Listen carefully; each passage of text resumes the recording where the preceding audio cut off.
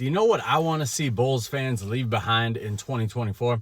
Box score watching. If you don't take the time to invest in actually watching the game, don't talk about the game. Don't look at the box score and try to make judgments based on what happened. And I get it, man. With technology, with social media, with the internet and everything, it's really easy to not actually watch a game and kind of know what's going on in the NBA. This is a bigger discussion that probably has a lot to do with the ratings and why the ratings are down, to be honest with you. But it's a big problem that we're seeing. And, it's the Chicago Bulls, too. We're not a fun team to watch. So I get it why people aren't watching the Chicago Bulls. But there's a lot of people, on Bulls Twitter that are talking about the games like they've watched the games. And all they're doing is making judgments based off of the box score. And the prime example of that is Zach LaVine. So there's been a lot of Zach LaVine buzz lately.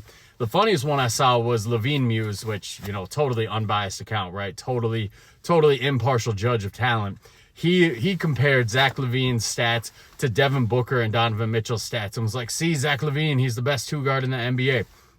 You can't do that, man. You just simply can't do that. You can take the stats and do everything that you want, but when you actually watch the games, it is blatantly obvious that Zach LaVine is not a top 5 shooting guard in the NBA. And that's no diss to Zach LaVine, man. Zach LaVine is playing his ass off this year. He's playing much better than he has for a couple of years now. But the two guard position is deep in the NBA. Obviously we got SGA, we got Devin Booker, we got Donovan Mitchell, we got Jaylen Brown, we got Anthony Edwards. When you actually watch the games and you don't just watch the box score, look at the impact that these guys have on the game. Look at the impact that these guys have on their teammates, on the other team. Zach LaVine just doesn't come close. And last night's game was a perfect example. A lot of people, they're hyping up, Zach LaVine, 4 straight games with 30 points. Guys, he didn't start scoring until we were down 30. A big reason that we got down 30 is because he wasn't scoring, because he was playing like shit, because he was turning the ball over at an alarming rate. That's a big reason that they got down. He came out with no energy. Zach LaVine this year, he's getting a lot of props for not forcing the issue, letting the game come to him.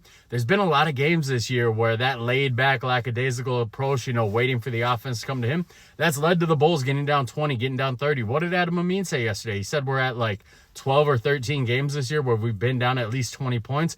That's insane. That's horrible. So Zach LaVine, he scored 31 points yesterday. It's his 4th straight game with over 30 points. 22 of those points came when we were already down 30. 22 of those points were garbage time points. So you guys can hype that up if you want to. If you watched the game last night, Zach LaVine did not play good. Zach LaVine was a huge reason they got down 30. I'm not putting all the blame on Zach LaVine. When you lose by 30, your whole team sucks. People were hyping up Kobe White after the game too. People were like, he had 19. He had a good game.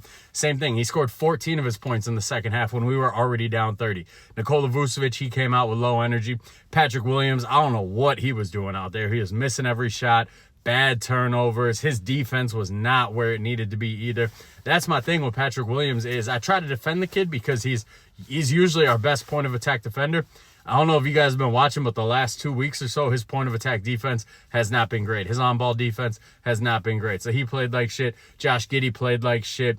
Everybody on the roster played like shit. When you get your ass whooped by 30 points, well, they only lost by 16. But for most of the game, they were down 30 points. When you get an ass whooping like that, everybody played like shit. But I am begging people to stop judging basketball games based on the box score. It's deceiving. You can look at it, be like, the Bulls only lost by 16. Zach LaVine had 31. He must have had a good game. The shooting splits were good.